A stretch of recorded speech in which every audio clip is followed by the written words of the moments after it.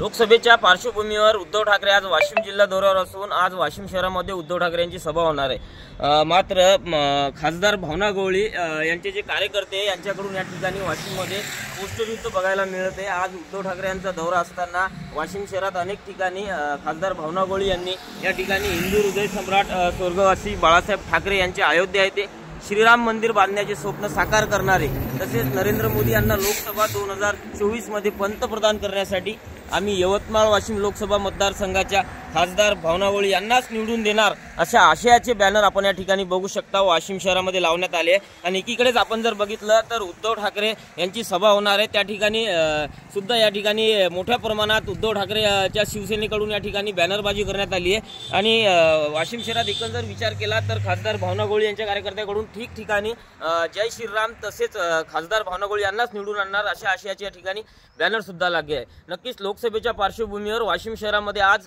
Poster युद्ध या ठिकाणी बघायला मिळत आहे। कॅमेरा पर्सन दीपक सह मी विशाल राऊत, जय महाराष्ट्र न्यूज, वाशिम।